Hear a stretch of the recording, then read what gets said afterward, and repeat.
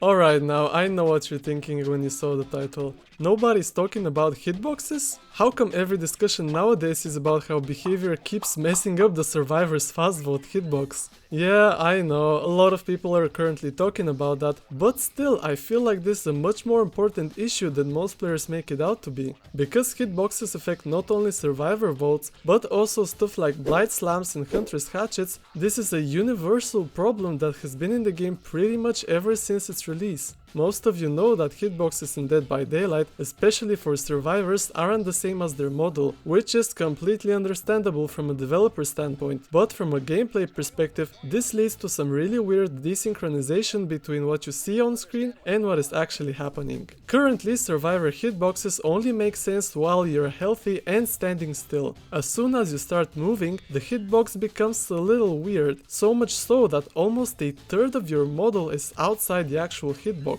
This of course is most prevalent when performing fast votes. Now there are a couple of ways in which the developers could fix this. The first one is for them to simply make a more complicated hitbox. Now don't get me wrong, I'm not saying make a 100% accurate character model hitbox like Fortnite or other shooter games, even something as simple as this could fix a multitude of problems. Of course, I know why hitboxes in Dead by Daylight are like this. From the start, DBD wasn't programmed as a shooter game, as by taking a look at the first 7 or so killers, it becomes clear that there was no need to make hitboxes complex. But now, when literally a quarter of the whole killer roster has projectile based powers, it makes absolutely no sense for hitboxes to be left unchanged for so long. The second and probably most simple way to fix this is to just shift the survivor's hitbox slightly forward when sprinting, which is also probably going to settle the infamous fast vote debate, at least partially. Though this solution may unintentionally create some weird so-called text with the fact that your hitbox literally gets pushed forward,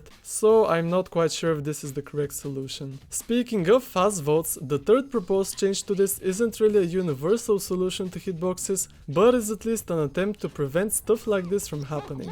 The game already has a built-in ping detector system, if you could call it that, so I reckon it wouldn't be so hard to implement something similar to the following. If the killer has normal ping while you're performing a vote, your hitbox doesn't change. If the killer has yellow ping while you're performing a vote, your hitbox becomes slightly smaller. If they have red ping, the hitbox becomes even smaller, and so on. I'm not quite sure if this is the right call either. Maybe the devs are better off just simply making a more complicated hitbox, even if it's going to take a little bit more effort on their end. Now, since I've been mainly talking about survivor hitboxes, let's move on to killer hitboxes, starting with Blight slams. When Blight was first released in the 4.2.0 patch, his collision was incredibly poor and inconsistent. Over the years, he has received multiple updates and changes that have significantly improved the killer's collision compared to how it used to be. But some maps like Decimated Borgo still have absolutely terrible collision issues. These burnt piles of wood are programmed in such a way that the Blight cannot pounce on them, which results in him just sliding off of them. This is the exact same with killers like Hillbilly, who are already very hard to play as they are. Not to mention that Borgo also has other places with terrible collision. Like, why is there an invisible wall there? Also, why does the shack have these weird hay bales around it or whatever? And why are there random arrows sticking out of this thing as well? Of course, Blight and Billy aren't the only killers affected by awful collision. For example, these tweaks on Eerie of Crows are notoriously dogshit for killers like Bubba. Hunter's hatchets also suffer quite a bit from this, and it just feels inconsistent to say the least. Sometimes you're getting hits which absolutely should not have connected, and other times it just feels like you're getting robbed. And this isn't a problem with the hatchets themselves, as in my opinion their hitbox is alright. Instead, this issue mostly has to do with map tiles collision and survivor hitboxes. Why have survivor hitboxes stayed the same for so long? I don't know. Maybe it's because behavior is too busy creating new cosmetics and justifying overpriced DLCs by throwing in a cool cosmetic piece. Nonetheless, I think that if the developers just took the time to work on collision and hitboxes even a little bit, it would be a whole lot better. Now, yes, reworking survivor collisions will be a huge middle finger to players like, for example, Huntress mains, who have already taken the time to learn every single collision. But this will also make it a lot easier for newer players to understand killers like these ones, and it will also make sure that ridiculous things like this one are not impossible, but a lot more rare.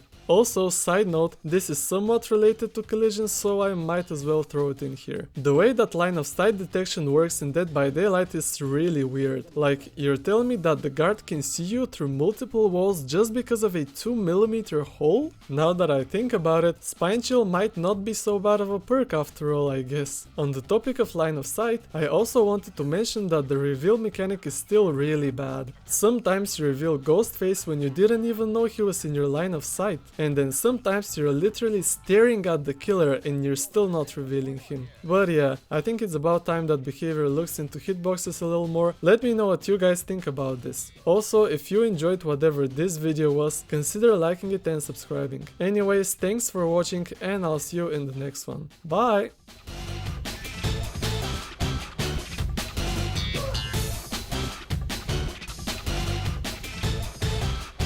Give me a break, give me a break.